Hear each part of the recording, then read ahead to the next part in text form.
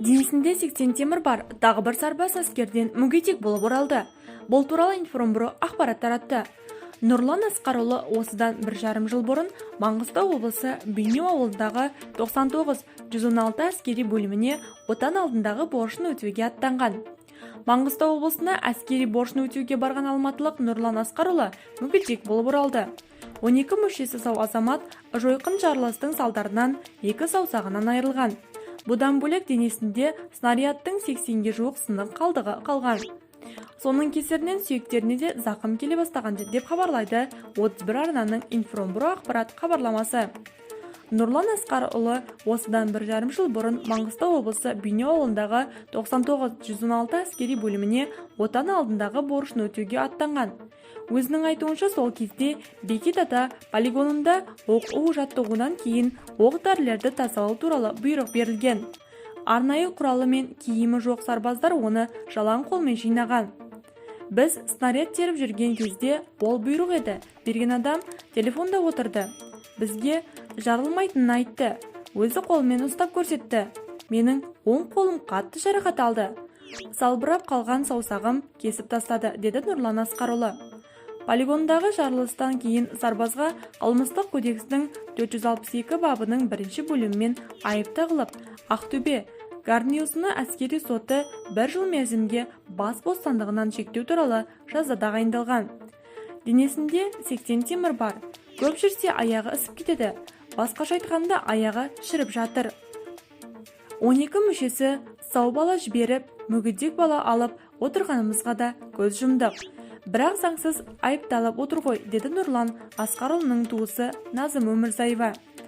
Қазір сотталған деген анықтамасы үшін Нұрланды ешбір жер жұмысқа да алмай отыр. Одан қалса мүмкіндігі шектеулі жандардың тізіміне де тіркелмеген. Ал қорғаныс министрлігі әскери бөлімнің рота командирін кінәлі деп отыр. Жәбірленушілермен татуласып, залалдың орнын толтыруына байланысты жауапкершіліктен босатылған жеткізді. Әскери қызмет және әскери қызметкершілердің мәртебесі туралы заңның 51 бап 4 тармақ 2 тармақшасына сәйкес, егер әскери қызметші алған мертігу қылмыстық немесе әкімшілік құқық бұзушылық жасаған кезде орын алғаны дәлелденсе, оған бір жола өтемақы төленбейді. Ал сот шешіміне сәйкес Н. Асқарұлы кінәлі деп танылды.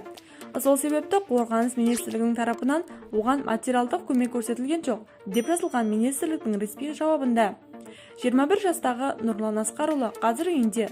Азаматтың жақындары тым болмаса соттылығын алып, мүмкіндігі шектеулі жандардың қатарына қосуын сұрайды. Екінші әйелі ғой. Қайрат Нұртас өзге аруымен көзге түсті. Танымал хитпен Қайрат Нұртас желіде белгісіз аруымен түскен кезекті видеосын жариялап, оқырманын тағы да ойландырып қойды. Қалың көпшілік әншінің жанындағы жұмбақ қыздың кім екенін біле алмай тұр. Бұл туралы Стан.кз ақпарат агенттігі хабарлайды. Өнер иесі өзімен бейнебаянға түскен құпия арудың кім екенін жасырып қалды. Алайда көпшілік оның Жұлдыз Әбдікаримова емес екенін бірден білді.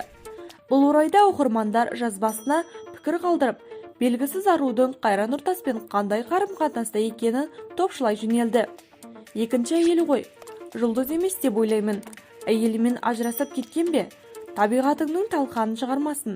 Әдемі жұп, бейнебаянды жұлдызбен түсіргенде болар еді. Жұлдыз айырып жібермесін деп жарыса жазды желі қолданушылары. Аталған сыни пікірлерге Қайрат Нұртас түспесе не істейін, не үшін? Бұл өнер деп жауап берді.